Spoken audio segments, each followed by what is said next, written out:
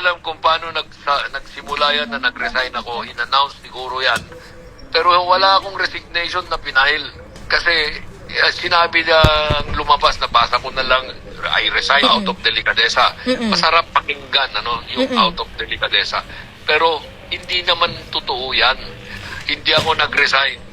The only letter that I sent regarding my position na wala na was that letter I signed yesterday late afternoon. Sinabi ko, I bow to the prerogative of the President. Yung submit to the prerogative of the President to replace me. Kasi that is the nature of my tenure at the pleasure of the President. So wala, I will not also validate na may resignation ako kung wala. Well, somebody, a close friend of mine, at least as far as I know, called me up in the morning, mga siguro before 12 o'clock, to tell me na I am to leave as executive secretary, exit na ako. So sabi ko, walang problema yan. I will accept that because I am only serving at the pleasure of the President. Hindi ko na tinanong. Dahil alam ko naman yan pag prerogative, you do not need, the President does not need a reason. So after na, nung evening of Monday, nag-usap kami. Those matters are between him and me. Because as of that time, although in-announce na nag-resign ako at tinanggap na at in-appoint na yung in-announce na yung sumunod sa akin, I was still, technically speaking, on holdover. So, covered pa rin by the technical protection of confidentiality. I will not discuss that with you. You don't need to be exact about it. Basta sinabi, I have to exit as executive secretary. And you don't need to tell me so that message. You don't need to tell that longer than saying, you're out. Ako naman, I've been in government for so long. 34 years sa judiciary and then nearly 3 years GSIS and then this one over 3 years. So I could understand quickly the impact. Kung you serve at the pleasure of the President, no reason is necessary. I do not know. That's you ask them kung bakit nila without consulting me. The messaging should be clear. You ask them if they had a letter. How did you feel about it?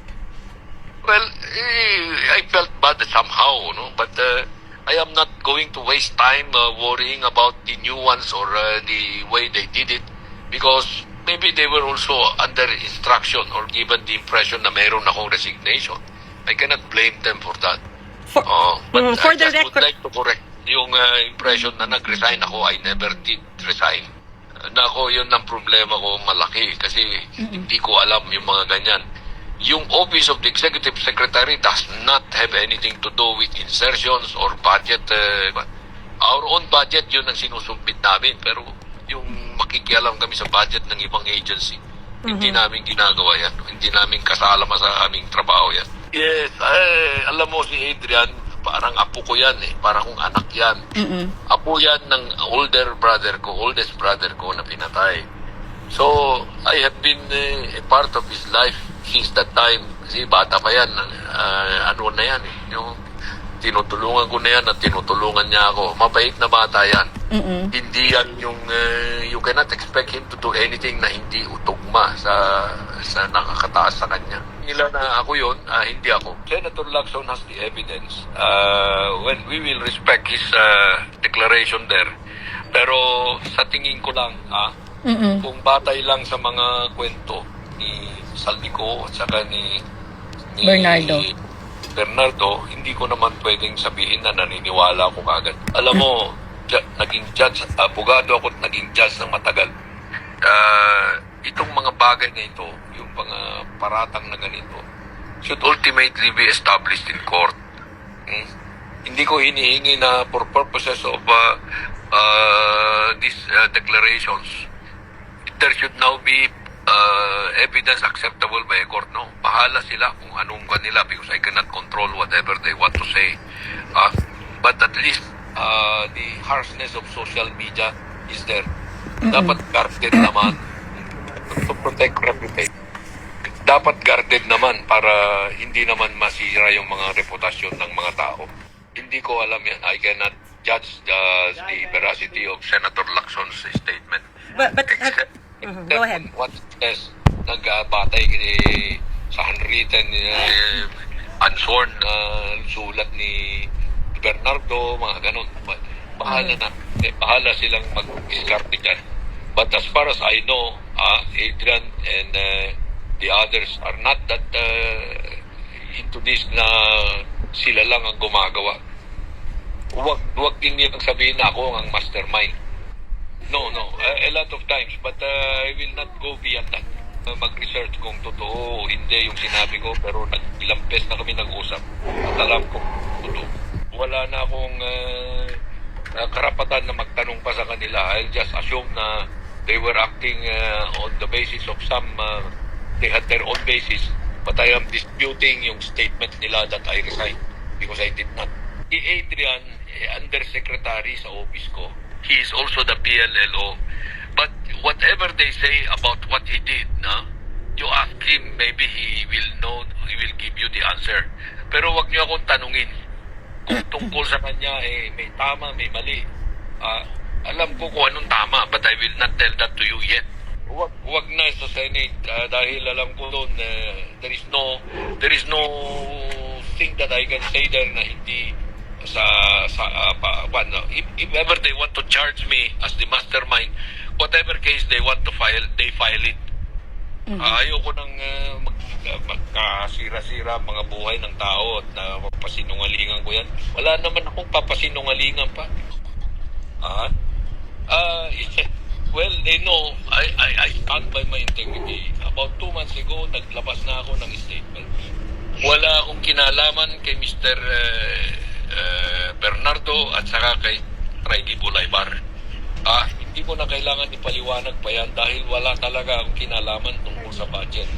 Kung meron bang mga tao na gusto akong i-implicate dyan, itigil nyo na yan, i-demanda nyo na lang ako para sagutin ko ng tama. Kasi right now, puro innuendo, puro mga pasaring. Hindi maganda yan eh. Chief Justice ako dati. Wala akong skandalo, bahid ng kalukuhan. Ngayon pa, na Executive Secretary ako, idadamay nyo ako sa ganyan, idadawit nyo ako. Patunayan nyo na lang yan kung meron kayong patunay. Kung chismis lang, wag naman. Dahil ang social media napakabilis na makasira. Hindi ako nag-resign, oy. At saka alam mo kasi, pag sinabi mong nag-resign ka, parang may tinatakbuhan ka. Na magandang pakinggan yung for delikadesa, ang ganda. Daming pero hindi totoo yung nag-resign ako. So, itinutuwid ko lang yan.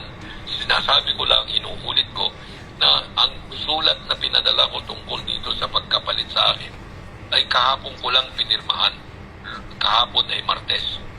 November 18. Yung announcement was made around 2 o'clock yata ng hapon ng Lunes, November 17. Alam mo, yung mga ganitong proseso, dapat may mauna na, logical. May resignation muna bago mo tanggapin, di ba? Yes. Hindi malinaw kung saan nila binabatay yan, but they should be the one made to explain. Not me, kasi hindi ginawa yung sinasabi nila. It's up to you to make a judgment. When you work at the pleasure of a higher authority, the reason is irrelevant. Ibig sabihin nun, nag-terminate na nag-expire na yung tenure mo. Okay? Now, whether you call that firing or ouster or whatever, that is up to the beholder. Hindi ko yan